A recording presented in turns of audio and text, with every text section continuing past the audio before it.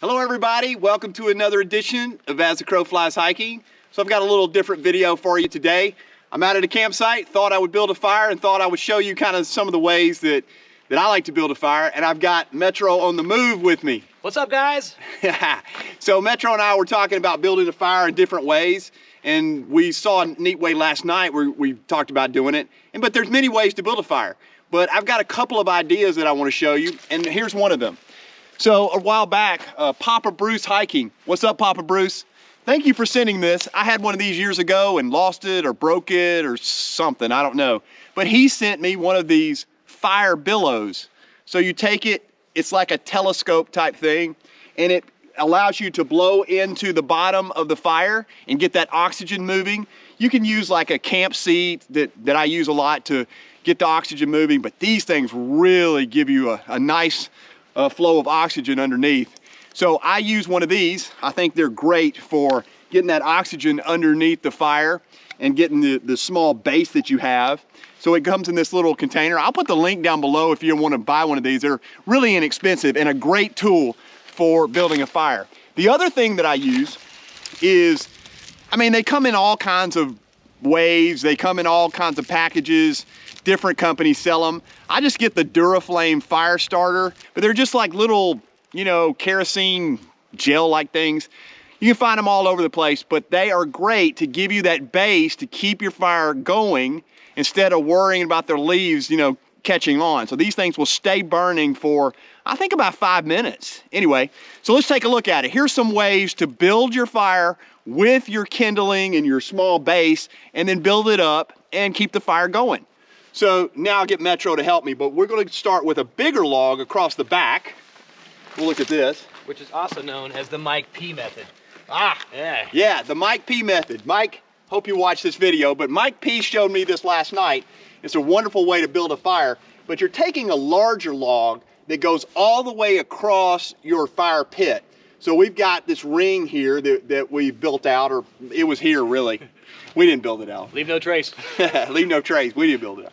So, and then we take this larger log, we put it all the way across the fire pit, and now Metro's gonna show us, we're gonna put some different sticks on here to show you how we do it. Yeah, like, so you wanna get some medium-sized logs, as you see here, to go up against the main log here. So basically building it to where you're gonna have some bigger logs that will heat up, but there's gonna be oxygen coming in from the back side. Now keep in mind, we're putting our little kindling, tender, whatever. Tender means a lot of different things nowadays. So we're putting this little bitty stuff underneath with leaves so that our little fire cube will catch on down there and create a base. Because what we want to do is ultimately to have that nice purple hue that shows that the fire is really hot underneath with those coals. So we want to create a base of coals. If we've got wind coming in, we want to stack these logs on one side of the larger log so that it will, you know, take away that wind and then give us the way to push oxygen underneath the other side. Right, Metro? That's correct. That's what Mike P did last night. So let's get to it. All right, let's do it. So for you ultralight hikers out here, this is just a regular Bic lighter. I think some of the ultralight hikers would get the Bic Mini, right? Because they want to shave off those grams and stuff. I just use shave those grams, right? Shave the grams. So I just want to use just a regular Bic. That's what I have. So let's put it underneath and let's get the fire started, okay?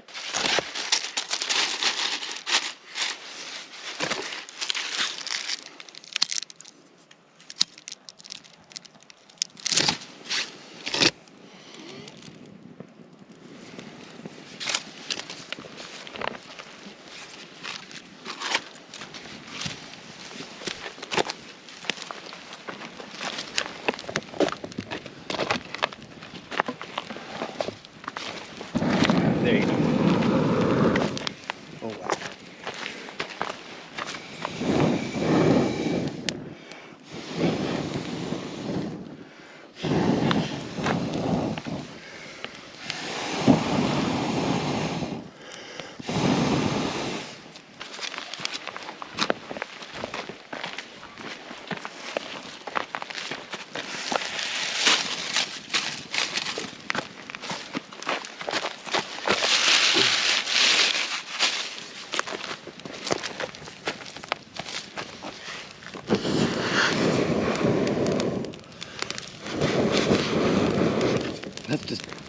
Burning up.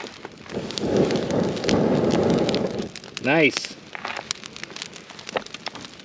You're just really trying to get oxygen underneath this larger log to your base there to get that kindling or tinder to really, you know, beef up the fire there and get it moving. You want that fire to move, and then you can continue to put other stuff on there.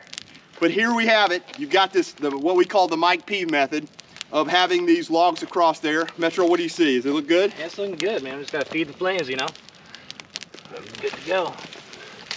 And so, you know, when you start with one of these fires, you really gotta really give it attention when you start. And then once it gets going, then you can, you know, you can let it go for a while. But right at first, you really want to make sure that base is continuing to work, continuing to build. And from there, you got yourself a fire. So now me and Metro got the fire going. You can see the flames are coming up. Done a pretty good job of getting that base going. Just as a side note, Metro and I were talking about how new people to backpacking things, we see a lot of, when we come to these fire pits or fire rings, we see a lot of plastic and metals and food and things that are left from the night before, a few nights before. It's just not a good idea. You always think about the practices of leave no trace, which is pack it in, pack it out. But, you know, leaving metal, you know, containers and plastic containers on the fire, not a good idea. It's really not good to inhale that smoke and those fumes, and it's not good for the environment and everything else. So, you know, leave no trace. So now we got the fumes going. Now, I will say that if you don't have one of those fire billows that I was showing, here's another thing you can use. This is just one of those little Z seats, Thermobreath Z seat, and I fold it in half,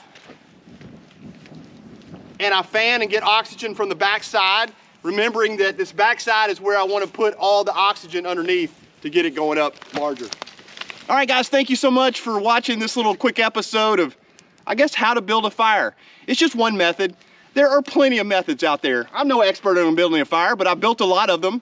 You know, I've practiced a lot of different methods, but I really like this method from Mike P. I think it's a really unique idea and really gets the fire started quickly, and you can block the wind and get everything going underneath. Thank you guys for watching. I will see you on the next episode of As the Crow Flies Hiking.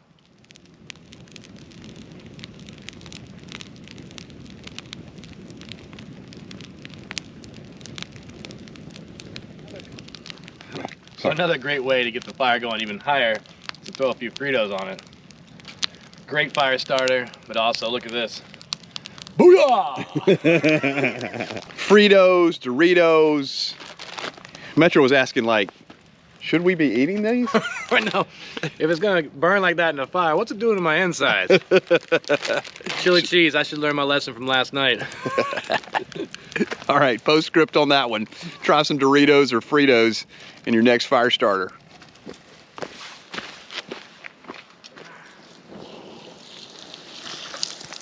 Smoke on the water, fire in the sky.